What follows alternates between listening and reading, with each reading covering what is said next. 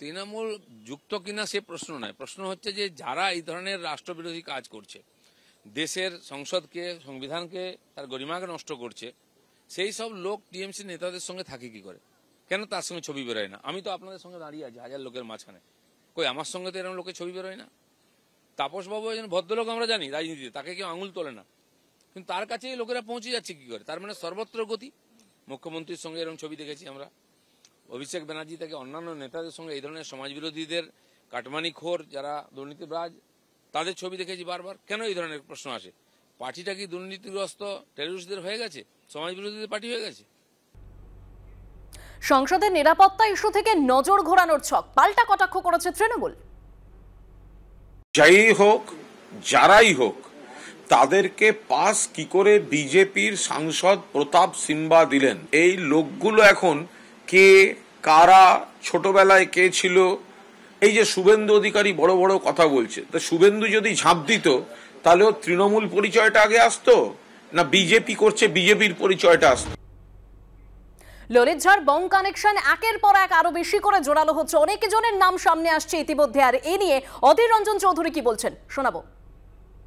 এগুলো সমস্ত আসল তথ্যকে ঘুরিয়ে দেওয়ার জন্য নানা রকমের আলোচনা বাজারে শুরু হয়ে গেছে।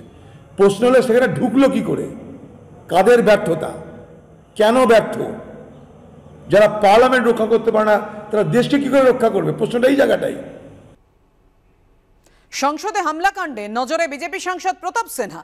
বিজেপি সাংসদ প্রতাপ সিনহার বয়ান নিতে চলেছে দিল্লি পুলিশ। সংসদকে জিজ্ঞাসাবাদের জন্য অনুমতি চেয়ে লোকসভার অধ্যক্ষকে চিঠি দিল্লি পুলিশের স্পেশাল সেলের। মহীশূরের বিজেপি সাংসদ প্রতাপ সিনহার দেওয়া ভিজিটার্স পাস দিয়ে সংসদে ঢোকে হামলাকারীরা।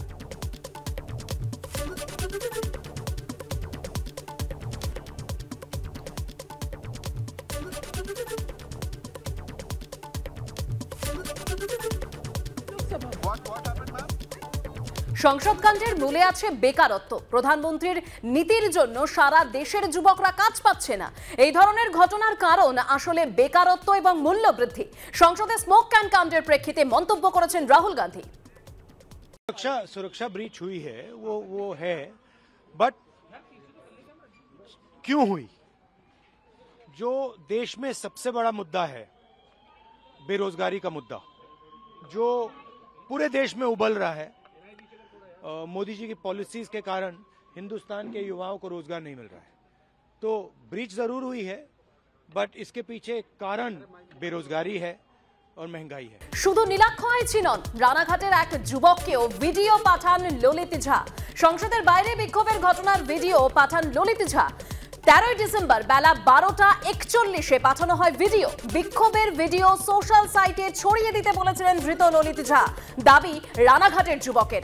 রানাঘাটের সেই যুবক সৌরভ চক্রবর্তীর খোঁজ পেল এবিপি আনন্দ।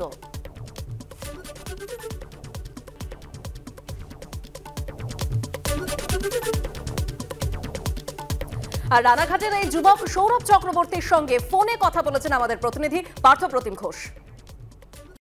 আপনি যেদিন এই ঘটনাটি ঘটে বুধবার দিন, সেদিন রাত্রিবেলা একটা ভিডিও পোস্ট করেছিলেন সংসদের বাইরের যে ছবিটি, এবং সেটা পোস্ট করে আপনি কিছু বক্তব্য রেখেছিলেন। এই ভিডিওটা আপনাকে কে পাঠিয়েছিল এবং কি বলে পাঠিয়েছিল? ললিতই পাঠিয়েছিল। আমাকেও লিখেছিল যে मैं प्रोटेस्ट कर रहा हूँ, शेयर करो बोल के। এটা কখন বলেছিল? বিকেল বেলা নাগাদ, ঠিক টাইমটা আমার মনে নেই, 5টা 5:30 হবে। মেসেজ করেছিল, আমি তাকে হোয়াটসঅ্যাপও করেছিলাম যে বিষয়টা কি। আপনার সঙ্গে ললিতের এই পরিচয় ছিল কিভাবে? দেখুন, পরিচয়টা কিভাবে জানি না, আমি সোশ্যাল মিডিয়ায় বিভিন্ন ধরনের সামাজিক অবক্ষয়ের বিরুদ্ধে পোস্ট করতাম। ও সেসব দেখে মানে আমার সাথে ওর যোগাযোগ হয়, ওই আমার সাথে দেখা করতে চেয়েছিল, বা আমিও তখন বলেছিলাম যে আমিও দেখা করবো নিশ্চয়ই, কারণ আমাদের যদি মোটো এক হয়। দেখা হয়েছিল আপনাদের? আমি ওর সাথে কফি হাউসে দেখাও করেছি কলকাতার। এই যে গোটা ঘটনাটা যেদিন ঘটলো বুধবার দিন, তার আগে কোন রকম কথা হয়েছিল আপনার সঙ্গে? না, তার আগে ওর সাথে আমি, ওকে আমি স্যাটারডে, তার আগে আমাদের শনিবারে একটা ইয়ে ছিল পথসভা, আমি সেখানে আসার জন্য ওকে মেসেজই করেছিলাম হোয়াটসঅ্যাপে। ও বলেছিল হ্যাঁ আসবো, কিন্তু তারপর আর আসেনি, বা তারপর আর আমার সাথে ওর কোনো কথা হয়নি। কিন্তু এই যে পার্লামেন্টে এরকম অ্যাটাক বা এই নিয়ে কোনো কথা বা কিছু বলেছিল কখনো?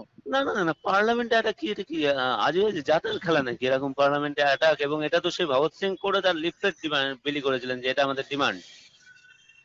ভগৎ সিং এর কথা ছিল, যেটা আমাদের ডিমান্ড, মানে যে আমি যদি ভাবি যে এটা ঠিক 100 বছর আগেকার একটা ঘটনার সাথে মিলে যাচ্ছে, হুম। কিন্তু সেই ডিমান্ডটা কি, আমারও প্রশ্ন ছিল এটাই।